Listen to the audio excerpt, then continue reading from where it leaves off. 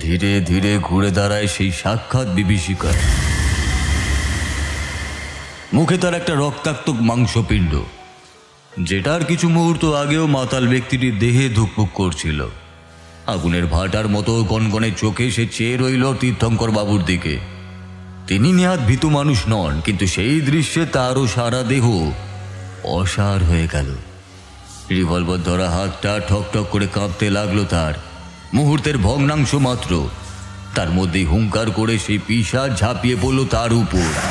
এলো পাতারি কয়েকটা গুলিও চালিয়েছিল বটে। কিছু দানবটার গায়ে লাগলো, কিছু আবার লাগলোও না, কিন্তু তাকে বিন্দুমাত্র ভুরুক্ষেপ দেখা দিল না। এক মর্মান্তিক মৃত্যু মুহূর্তের মধ্যে ছিন্ন ভিন্ন করে দিল তীর্থঙ্কর বাবুর দেহটা। বাকি পুলিশ কর্মীরা কোনো মতে প্রাণ নিয়ে পালায় সে যাত্রায়।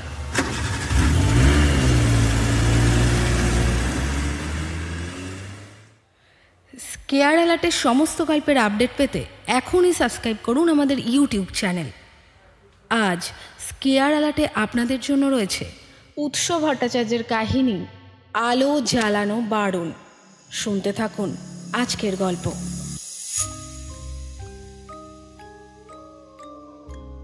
সম্প্রতি রতন নামক এক অপ্রকৃতস্থ তরুণের ডায়েরি থেকে বেশ কিছু ভয়ঙ্কর ঘটনাবলীর কথা উঠে এসেছে। ছেলেটি বর্তমানে অ্যাসাইলামে রয়েছে, কিন্তু তার ব্যবহার যেন হিংস্র পশুর মতো। তার ডায়েরি থেকেই সরাসরি শুনে নি রতনের কথা। অঙ্কুর স্বেচ্ছায় নির্বাসন নিয়েছে, তাও প্রায় সপ্তাহখানেক হয়ে গেল। ও আমাদের বলেছিল জমাট বাঁধা আধারের মতো অজানা অস্তিত্বরা নাকি চায় না ও তাদের ছেড়ে আলোয় যাক। আলোয় গিয়ে সে যখন আবার নিজের ঘরে ফিরে আসে, দিনের শেষের সেই নির্জনতায় তারা তাকে নির্মম নিপীড়ন করে। তারা চায় সব সময় তাদের সাথেই সে অন্ধকারে থাকবে, তাদের সাথে গল্প করবে, খেলবে। এই সব অবিশ্বাস্য রকমের হাস্যকর কথাগুলি পরিস্থিতি চরমে পৌঁছাবার আগে অঙ্কুরই জানিয়েছিল আমাদের। সাথে নিপীড়নের চিহ্ন হিসাবে দেখিয়েছিল কালশিটে ও কাটা দাগগুলো। আমরা, অর্থাৎ আমি, অভিজিৎ আর শাশ্বত, ওকে জোর করে মনোরোগ বিশেষজ্ঞের কাছে নিয়েও গেছিলাম। প্রাথমিক কাউন্সেলিংয়ের পর কিছু ওষুধপত্র দিয়েছিলেন ডাক্তারবাবু, আর তার সাথে আরও কতগুলি সিটিংয়ের পরামর্শ। কিন্তু সমস্যাটার শুরুটুকুই দেখেছিলাম তখন। তারপর দিন থেকেই অঙ্কুর আর কলেজে আসেনি। কয়েকবার আমরা ওর হোস্টেল রুমে গেছি, তবে ও দরজা খোলেনি। ভিতর থেকেই অস্বাভাবিক কর্কশ গলায় বলে উঠেছে, চলে যা তোরা, চলে যা এখান থেকে, যা।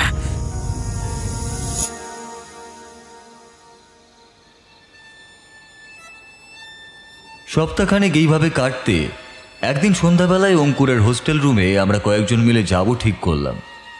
আসন্ন অমঙ্গলের ইঙ্গিতবহ হয়েই বোধ করি সেদিন প্রকৃতিতেও ছিল কেমন একটা নিস্তব্ধতার বাতাবরণ। ষষ্ঠেন্দ্রিয় জানান দিচ্ছিল অজানা এক বিপদের আশু সম্ভাবনা। যেন এক অশুভ লগ্নে উন্মোচিত হতে চলেছে সম্পূর্ণ অচেনা এক জগতের জবনিকা। সে জগৎ যে শুধু অচেনা তাই নয়, বড় ভয়ঙ্কর সেই জগৎ। মানসিক বোধ বুদ্ধির সীমানা ছাড়িয়ে সেখানে রয়েছে নিঃসীম বিভৎসতা, আদিম প্রবৃত্তিগুলির জ্যান্ত অস্তিত্ব। আমাদের পরিচিত জগতের খুব কাছেই রয়েছে সে জগৎ। সেই জগতের অস্তিত্বরা কখনো প্রকাশ্যে এলে চরম পরিণতি আসন্ন হয় ইহজগতের জীবগুলির। তবু প্রকৃতির খেয়ালে কখনো কখনো সেই দুর্যোগ ধেয়ে আসে আমাদের জগতে, আর ছিন্ন ভিন্ন করে দেয় আমাদের অকিঞ্চিতকর অস্তিত্বগুলোকে। সব কিছু লণ্ড ভণ্ড করে দিয়ে তারা যখন ফিরে যায়, তারপরও সারা জীবনের মতো ছাপ রেখে যায় অন্তঃকরণে। আগে যতবার আমরা অঙ্কুরের সাথে কথা বলতে গেছিলাম, দরজা খোলা পায়নি একবারও। সেদিন কিন্তু অঙ্কুরের নাম ধরে ডেকে অল্প ঠেলতেই দরজাটা এক যান্ত্রিক শব্দ করে খুলে গেল, আর ভিতর থেকে সাথে সাথেই একটা মোটকা পচা গন্ধ নাকে এসে লাগলো। ঘরটা ঘুটঘুটে অন্ধকার হয়ে আছে।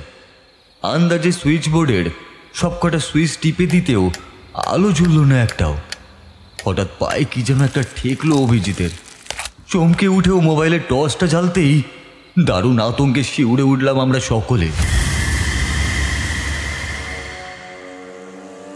কি বিভৎস সে দৃশ্য! আজও প্রায়শই দুঃস্বপ্ন দেখি। হোস্টেলের ওয়ার্ডেনের ক্ষতবিক্ষত আধ খাওয়া মুন্ডহীন মৃতদেহটা পড়ে আছে, আর পৈশাচিক আক্রোশের ধর থেকে ছিন্ন করা মাথাটা পড়ে রয়েছে একটু দূরেই। ঘরের মেঝেতে ইতস্তত বিক্ষিপ্তভাবে ছড়িয়ে ছিটিয়ে রয়েছে কিছু মৃত ইঁদুরের দেহাবশেষ। অতি গন্ধময় নারকীয় পরিবেশটা যুগপৎ আতঙ্ক আর বিবমিশা জাগিয়ে তুলল। পাথরের মূর্তির মতো দাঁড়িয়ে রয়েছে অভিজিৎ, শাশ্বত আর আমি। হঠাৎই খাটের তলা থেকে একটা রক্ত জল করা অমানসিক কণ্ঠ ভেসে এলো। না শুনলে তার ভয়াবহতা অনুমান করাও শক্ত। সে অপার্থিব স্বরে মিশে রয়েছে অনেকগুলো অচেনা কণ্ঠ। তোদের তোদের বারণ করেছিলাম তো আলো জ্বালাতে, শুনলি না তো? দারুণ আতঙ্কে অভিজিতের হাতটা কেঁপে গিয়ে হাত থেকে পড়ে মোবাইল টর্চটাও নিভে গেল। নিশ্ছিদ্র অন্ধকারে আমরা কেবল দেখতে পেলাম অপার্থিব প্রতি হিংসা নিয়ে দিক দিক করে জ্বলছে একজোড়া সবজি রঙের চোখ। আর তার সাথেই শোনা গেল একটা আর হিম করা পাশবিক গড়গড় শব্দ। অনধিকার প্রবেশকারীদের বিরুদ্ধে দারুণ রাগে ফুঁসছে সেই মূর্তিমান আতঙ্ক। সে আর যাই হোক না কেন আমাদের বন্ধু অঙ্কুর হতেই পারে না। সত্যি বলতে অঙ্কুর কেন, কোনো মানুষেরই অমন পৈশাচিক কণ্ঠস্বর হয় না, হতে পারে না। মাত্রা ছাড়া আতঙ্কে আমরা অনুভব করলাম সেই সবুজ চোখের অধিকারী অপার্থিব অজানা অপশক্তি আমাদের দিকেই বন্য জন্তুর মতো ঝাঁপ দিয়ে এলো। মস্তিষ্ক বারংবার পালাতে বলছে, অথচ পাগুলো কে যেন সিমেন্ট দিয়ে গেঁথে দিয়েছে। একচুল নড়বার ক্ষমতা নেই আমাদের। প্রায় সাথে সাথেই শোনা গেল একটা যন্ত্রণাময় মর্মান্তিক আর্তনাদ।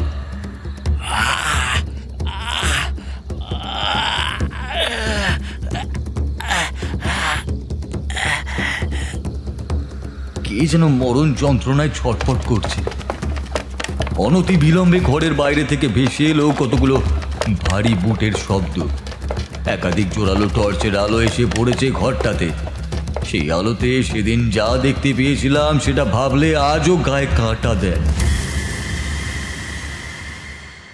হিংস্র সাপদের মতো অভিজিতের টুঁটি চেপে ধরেছে অঙ্কুরের শরীরে আশ্রয় নেওয়া সেই অপার্থিব অপশক্তি। তীক্ষ্ণ নকরে ক্ষত বিক্ষত করছে তাকে, প্রাণপণে ছটপট করছে সে, কিন্তু নিজেকে বাঁচাবার সমস্ত প্রয়াস এই পাশবিক শক্তির কাছে নিষ্ফল হচ্ছে। কোনোভাবে পুলিশ আগেই খবর পেয়েছিল হোস্টেলে অস্বাভাবিক কিছু একটা ঘটেছে। খুব সম্ভবত ওয়ার্ডেনের মর্মান্তিক ঘটনার কাছাকাছি সময়ই খবরটা দেওয়া হয়েছিল। হোস্টেল অফিসের একজন স্টাফ আর কয়েকজন পুলিশ এসে পড়েছিলেন সেই সময়। ভয়ঙ্কর অমানসিক ঘটনা দেখে তারাও রীতিমতো হতচকিত হয়ে পড়েছিলেন। প্রাথমিক শকটা দ্রুত কাটিয়েই অঙ্কুরূপী দানবটার কবল থেকে অভিজিৎকে মুক্ত করার চেষ্টা করতে লাগলেন তারা। কিন্তু দানবীয় শক্তির কাছে সেই সম্মিলিত প্রচেষ্টাও কম পড়তে লাগলো। শেষে অভিজিৎকে যখন মুক্ত করা গেল তখন তার শেষ অবস্থা। হসপিটালে নিয়ে যাওয়া হয়েছিল বটে, কিন্তু বাঁচানো যায়নি ওকে। সেসব ঘটনার সাক্ষী আমরা। কিন্তু ঠিক সেই সময় সে বিভৎস দানবরূপী অঙ্কুর বিকৃত স্বরে চিৎকার করতে লাগলো, আলো নেভা, নেভা, নেভা বলছি আলো। কিছুতেই তাকে বাগে আনা সম্ভব হচ্ছিল না। শেষে চোখে একটা ফেটটি পরিয়ে দিতে খানিকটা ঝিমিয়ে পড়ল সে। তবে আপন মনে বিড়বিড় করে কি যেন সব বলতে লাগলো অঙ্কুর। এর পরের ঘটনা আর আমাদের সচক্ষে দেখতে হয়নি, কারণ আমরা মরণাপন্ন অভিজিৎকে নিয়ে হসপিটালে চলে গেছিলাম। কিন্তু পরবর্তী ঘটনাটা কেবল শুনেই আমাদের মনে যে ভীতি সঞ্চার হয়েছিল তার মাত্রা বর্ণনাতীত। এতই জীবন্ত বিভীষিকার মতোই সেই বর্ণনা যেন চোখের সামনে দেখতে পাই আজও, আর আতঙ্কে কেঁপে উঠি। অঙ্কুরূপী দানবটাকে থানায় নিয়ে যাওয়া হয়েছিল। হাত পাগুলো একটা চেয়ারের সাথে শক্ত করে বেঁধে রাখা হয়েছিল তাকে আইনগতভাবে মেন্টাল অ্যাসাইলামে পাঠাবারই কথাবার্তা চলছিল। এমনিতেই সে ঝিম মেরেই ছিল, কিন্তু কাল হলো তার চোখের ফেটটিটা খুলে দেওয়ায়। হঠাৎ কোথা থেকে আসরিক শক্তি এসে বাসা বাঁধল তার শীর্ণকায় শরীরটাতে। চোখের পলকেই শক্ত বাঁধনগুলো হেলায় ছিঁড়ে ফেলল সে। তারপর উন্মত্ত জন্তুর মতো আক্রমণ করে বসলো পুলিশদের উপর। পৈশাচিক আক্রোশে আঁচড়ে কামড়ে রক্তাক্ত ক্ষতবিক্ষত করতে লাগলো তাদের। সবাই মিলে তাকে জাপটে ধরতে গেল। কাউকে কাউকে পুতুলের মতো শূন্যে তুলে আঁচড়ে ফেলতে লাগলো সেই দানব। পাশবিক কামড়ে তুলে নিল কারোর মাংস। রক্ত দেখেই সাপদের মতো লোলুব জিভ বের করে পৈশাচিক একটা উল্লাস প্রকাশ করে উঠল সে। তারপর ঝাঁপিয়ে পড়ে টুটি কামড়ে ধরতে গেল এক পুলিশ অফিসারের। না, আর তারা ঝুঁকি নেননি। গুলিতে গুলিতে ঝাঁঝরা হয়ে গিয়েছিল অঙ্কুরের দেহটা।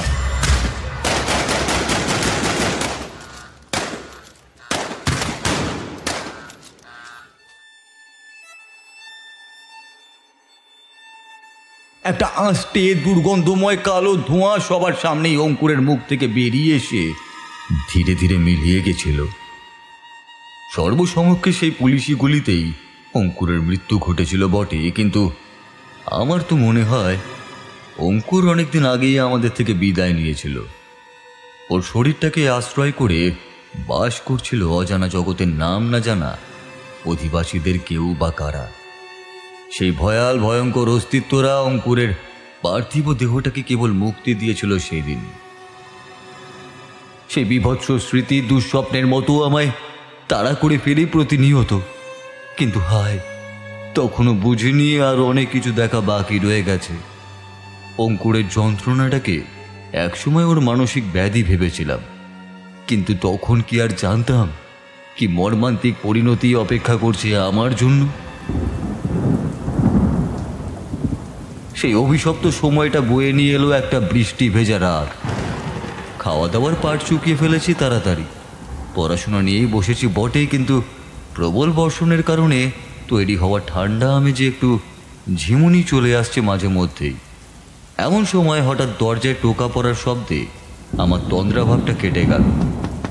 সচকিত হয়ে আবার শুনলাম সেই টোকার শব্দ, পরপর 3 বার। আর এবারে শব্দটা ঠিক করে শোনা মাত্রই আতঙ্কের একটা চোরা স্রোত বয়ে গেল আমার শরীরে। কারণ সেটা আদৌ দরজা নয়। যে ডাকছে সেই প্রবল বর্ষণ উপেক্ষা করে টোকা দিচ্ছে আমার দোতলার ঘরের জানালায়। বৃষ্টির শব্দ ছাপিয়ে একটা বিকৃত কণ্ঠস্বর কানে এলো। কেউ আমার নাম ধরে ডাকছে। গলাটা অনেকটা অঙ্কুরের মতো না? বিকট শব্দে খুব কাছেই একটা বাজ পড়ল, আর সাথে সাথে এক রাশ দম বন্ধ করা আতঙ্ক নিয়ে জমাট বাঁধা চাপ চাপ অন্ধকার আমার ঘরটায় লাফ দিয়ে পড়ল। সেই রাতে সত্যিই অঙ্কুর এসেছিল। সে সেই অচেনা বন্ধুদের সাথে আমার আলাপ করিয়ে দিয়েছে। এখন আর দিন রাতের হিসেব রাখি না আমি। সব সময় তারা আমাকেই ঘিরে থাকে। অঙ্কুরও দেখা করে কোনো কোনো দিন। ও বলেছে একদিন অভিজিৎকেও নিয়ে আসবে, আর শাশ্বতকেও আমাদের দলে নিয়ে আসবে ধীরে ধীরে। এমনিতে ওরা সবাই ভালো, কিন্তু প্রথম প্রথম যখন বাইরে বেরোতে চাইতাম তখন তারা খুব কষ্ট দিত, খুবই। এখন অহর্নিশ তারাই আমায় ঘিরে থাকে। তারা বলে দিয়েছে আলো জ্বালানো বারণ। ভালোই আছি তাদের সাথে, ভালোই আছি অন্ধকারে, কিন্তু কেউ যদি আমাদের বিরক্ত করতে আসে, কেউ যদি আলো জ্বালায়, তাহলে এখানেই রতনের ডায়েরি শেষ। কিন্তু যত দিন যাচ্ছে তার অবস্থাও ডায়েরিতে উল্লেখিত অঙ্কুরের মতোই হয়ে যাচ্ছে। অ্যাসাইলামে থাকা অবস্থায় বেশ কয়েকবার ভয়ঙ্করভাবে আত্মহত্যার প্রচেষ্টাও চালিয়ে গেছে সে। কিন্তু এইসব কি নিছকই মানসিক রোগ, নাকি ঘোর অশুভ কিছু অশনি সংকেত? তারপর থেকে নানা রকম অপমৃত্যু ও মানসিক বিকৃতি পরিলক্ষিত হতে লাগলো এই শহরে। সারা শহরে আত্মহত্যা, খুন, জখম মাত্রাতিরিক্তভাবে বেড়েই চলল। বড়বাবু তীর্থঙ্কর পাকরাশি ছিলেন ঘোর নাস্তিক মানুষ। অতিপ্রাকৃতিক কোনো কিছুতেই তার বিশ্বাস ছিল না, কিন্তু তার জীবনের পরিণতিটা এমন অলৌকিকভাবে ঘটবে এমনটাই বোধহয় ছিল নিয়তির পরিহাস। সেদিন আকাশে পূর্ণিমার চাঁদ উঠেছে, মৃদুমন্দ বাতাস দিচ্ছে। পুলিশ পেট্রোলে বেরিয়েছেন তীর্থঙ্কর বাবু। বেশ কিছুটা সময় অতিবাহিত হয়েছে, কিন্তু তেমন অস্বাভাবিক কিছুই ঘটেনি। কিন্তু সেটা বুঝি ঝড়ের আগের গুমোট অবস্থা মাত্র। তারপর এলো সেই কাল রাত্রির কালন্তক প্রহর। মাঝরাতের নির্জন রাস্তায় সহসা একটা মাতাল দেখা গেল। টলতে টলতে এগিয়ে যাচ্ছে সে, কিন্তু সাথেই যেন একটা বিসদৃশ্য শব্দ আসছে কাছেই কোনো জায়গা থেকে। হিংস্র সাপদের চাপা গর্জনের মতো শব্দ। হঠাৎ চোখের পলকে মানব আকৃতির কিন্তু বিকট দর্শন একটা অবয়ব লাফিয়ে পড়ল সেই মাতালের উপর। তীর্থঙ্কর বাবু সার্ভিস রিভলভার হাতে নিয়েই গর্জন করে উঠলেন, হ্যান্ডস আপ!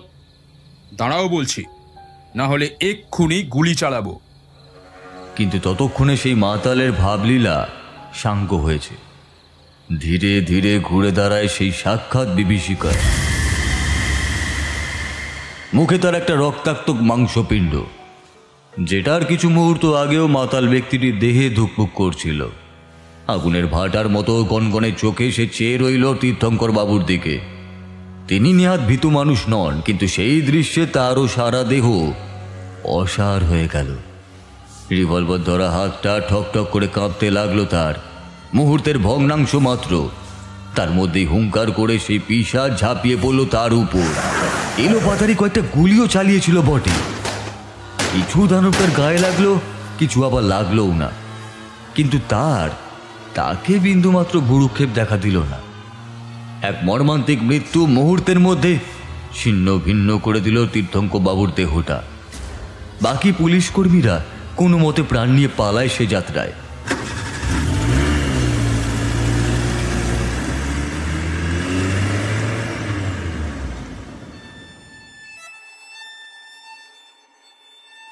বস্তুত এক তান্ত্রিক অশুভ শক্তির উপাসনায় মৃত্যুর পরেও নতুন দেহ পেয়ে নরকের অনুচরদের আহ্বান করেছে।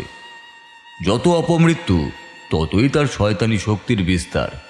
আর অপমৃত্যুর কারণ যেমন একদিকে অবিচার ক্রিয়ার মাধ্যমে মানসিক বৈকল্যের বিস্তার, তেমনি সেই সব নরকের ক্লেদান্ত জীবগুলির ক্ষুণ্ণিবৃত্তির উপায়। এ যেন এক অনন্ত চক্রাকার মৃত্যু মিছিলের উৎসব। জগতের সমস্ত অন্ধকার যখন আলোকে গ্রাস করতে চায়, তখন আলো স্বয়ং মূর্তরূপে পরিত্রাণের পথ দেখায়। এক্ষেত্রেও তেমনটাই হলো। নিকটবর্তী শ্মশানে আবির্ভাব ঘটল এক উচ্চমার্গী সাধকের। জাগতিক ভালো মন্দের উৎপত্তি যেমন অভিসারী, তেমনি যেখানে এক পাপাত্মার মাধ্যমে ঘোর অমঙ্গলের বীজ প্রতীত হয়েছিল, সেখানেই সূচিত হলো পাপের বিনাশের মহা উদ্বোধন। শম্ভুচরণ মঙ্গলময়ের উপাসক। সাধনার প্রজ্ঞায় তার অবিদিত কিছুই নয়। তিনি ঘোর অমঙ্গলের ষড়যন্ত্র যোগ বলে দেখে সৃষ্টির বিপন্নতায় শিহরিত হয়েছেন। বহু দূর থেকে অকুস্থলে আসতে হয়েছে তাকে, কিন্তু আজ তারও মনে সংশয়ের দোদুল্য মনতা দেখা দিয়েছে। হাজার হোক, তিনিও তো রক্ত মাংসেরই মানুষ। অপতন্ত্রের প্রয়োগে দেহ ধারণকারী ভয়াল অপশক্তির বিরুদ্ধে লড়াইতে নামতে হবে তাকে। নতুন দেহ পেয়ে এখন আগের চেয়ে ভয়ঙ্কর হয়েছে সেই প্রেত, সাথে রয়েছে নারকীয় সব অনুচর। বোধ করি নিজের চিত্ত বিচলন থেকে মুক্ত হতে ও মনকে শক্ত করতেই শম্ভুচরণ শকতোক্তির মতো বলে উঠলেন, স্বয়ং মঙ্গলময়ের আদেশে যখন এসেছি এখানে, তখন তাঁর ভরসাতেই যুদ্ধে নামতে হবে। সৃষ্টিকে অনাসৃষ্টির হাত থেকে বাঁচাতে স্বয়ং মহাকাল আমার সহায়। প্রথমে তিনি এক মহাপ্রতিকার স্বরূপ অগ্নিস্তম্ভন যজ্ঞ আরম্ভ করলেন, যার মাধ্যমে মানুষের মধ্যে ছড়িয়ে পড়া হিংসা ও মানসিক বৈকল্যের অবসান ঘটতে পারে। আগুন যেমন ভেদাভেদ না করে সমস্ত কিছুকেই ভস্মীভূত করে, শম্ভুচরণের এই অগ্নিস্তম্ভন যজ্ঞ তেমনি অবিসংবাদী প্রভাব বিস্তারে সক্ষম। যে কোনো মানসিকতার মানুষের মনকে প্রভাবিত করবে এই যজ্ঞের ফল। অগ্নিস্তম্ভন অতি গুহ্য উপাচার। নিয়মবিধি জানা তো দূরের কথা, বেশিরভাগ সাধকের নাম পর্যন্ত শোনেনি। এই যজ্ঞলব্ধ শুভবোধের উন্মেষ ধূম্রজাল বিস্তার করে শ্বাসবায়ুর মধ্যে দিয়ে প্রবেশ করে এবং সমস্ত ঋণাত্মক বোধ ও মানসিক বৈকল্যের সমূলে বিনাশ সাধন করে। মঙ্গলময়ের অপার করুণায় এই প্রত্যাঘাত প্রতিক্রিয়া সাফল্যমণ্ডিত হল। এটা সেই অপশক্তির কাছে ছিল সম্পূর্ণ প্রত্যাশিত। তাই অপেক্ষাকৃত সহজেই এই প্রক্রিয়া সুসম্পন্ন হলো। কিন্তু এখানেই তো শেষ নয়, এরপরই বরং সেই অমিত শক্তিশালী অপশক্তি ও তার নারকীয় সহচরদের সাথে সম্মুখে সমরে অবতীর্ণ হতে হবে শম্ভুচরণকে। নিশুতি রাত। শম্ভুচরণ সেই শয়তান প্রেত শক্তিকে শক্তিহীন ও ধ্বংস করতে ব্রতী হয়েছেন। কিছুক্ষণ উপাচার ক্রিয়া নির্বিঘ্নেই চলল। কোনো সাধারণ প্রেত বা পিশাচ তার যজ্ঞকুণ্ডে ত্রিসীমানায় ঘেঁষতে পারবে না, কিন্তু তিনি বিলক্ষণ জানেন এই লড়াই বড় সহজ হবে না। শ্মশানের পিনপত নীরবতার শব্দভঙ্গ করে শম্ভুচরণের মন্ত্রস্বরে মন্ত্রোচ্চারণের শব্দ শোনা যেতে লাগলো। সহসা হিংস্র সাপদের ঘন ঘন হুঙ্কারে কেঁপে উঠল শম্ভুচরণের উপাচার ভূমি। না না না, একটু ভুল হলো। কোনো পার্থিব সাপদের গর্জন এমন ভীতিপ্রদ হয় না, হতেই পারে না।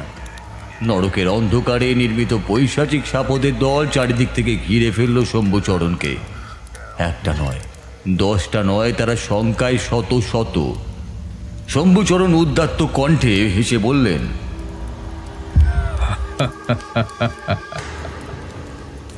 আরে পাপিষ্ঠ, আমি স্বয়ং মহাকালের উপাসক।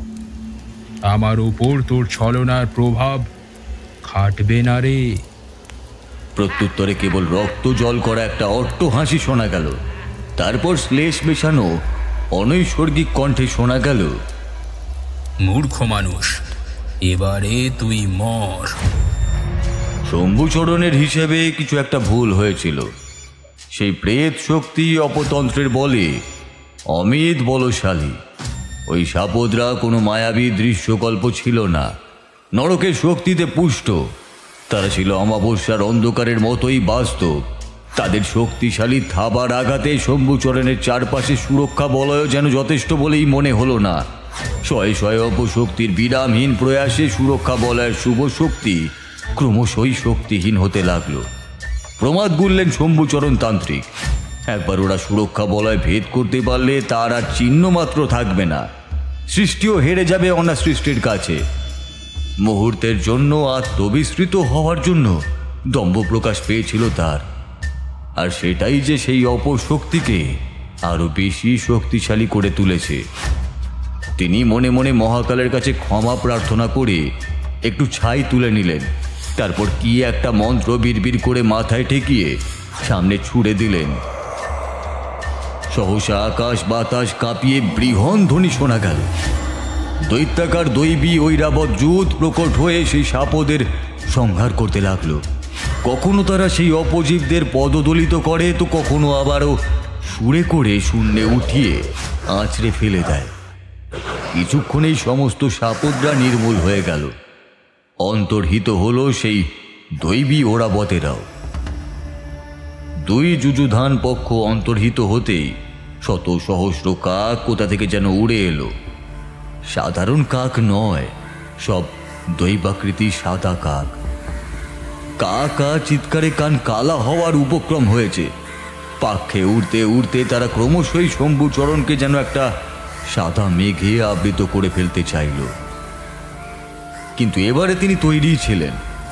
রক্ত, চন্দন ও তুলসী সহযোগে মহাবিহঙ্গম মন্ত্র উচ্চারণ করতেই পক্ষীরাজ গরুর আবির্ভূত হল।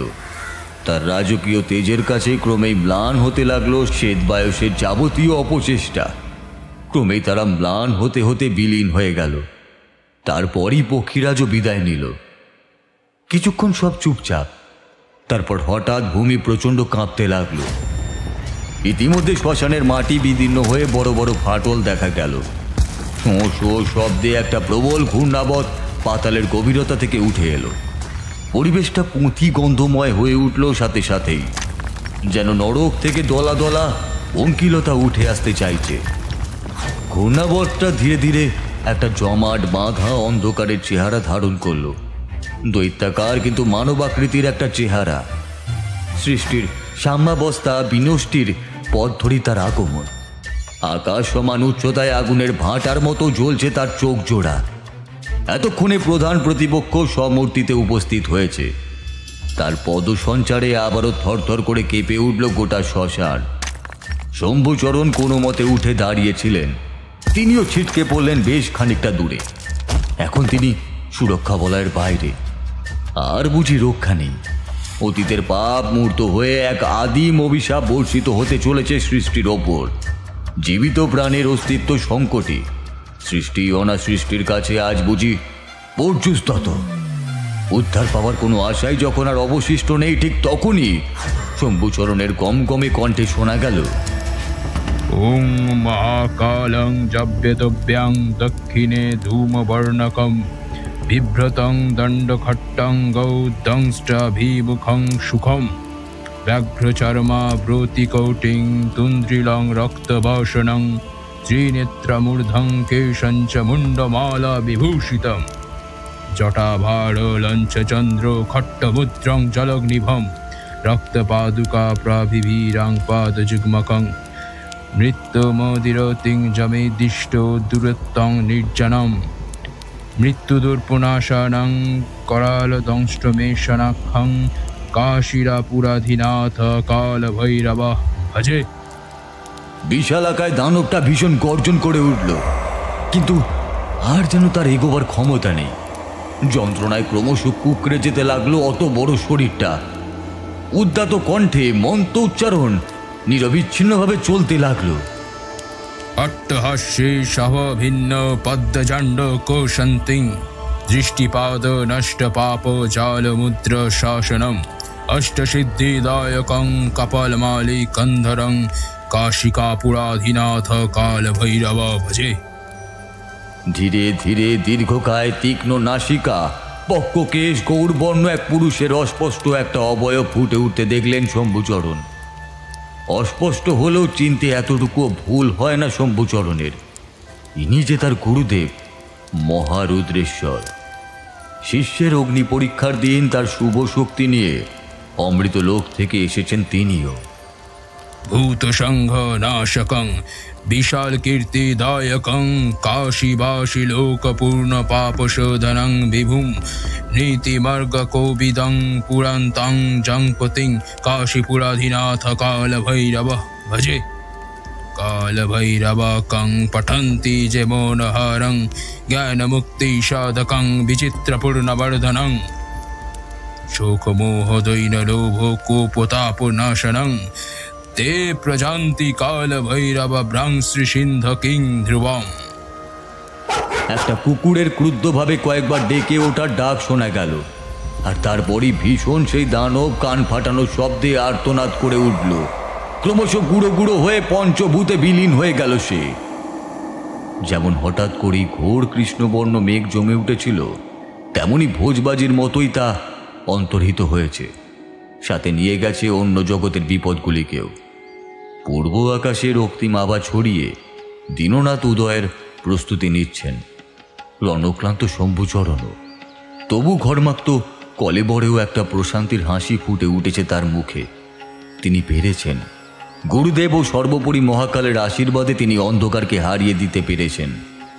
পূর্বাকাশে রক্তিম আভায় সমস্ত অমানিসার কালিমা দূর হয়ে যাচ্ছে। অনাসৃষ্টির গ্রাস থেকে আবারও সৃষ্টি ফিরছে চেনা জীবনের ছন্দে। ষড়রিপুদের হারাতে পেরেছে সুবত্তের বোধ।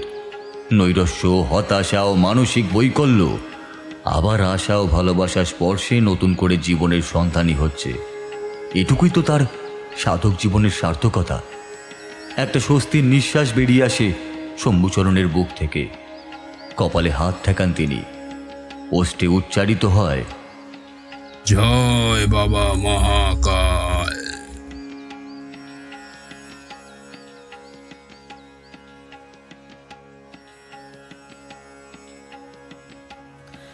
আজকের গল্প এইখানেই শেষ। আবার দেখা হচ্ছে আগামী পর্বে আরও নতুন একটি গল্প নিয়ে। ততক্ষণের জন্য সবাই ভালো থাকুন, সুস্থ থাকুন আর গল্প শুনুন।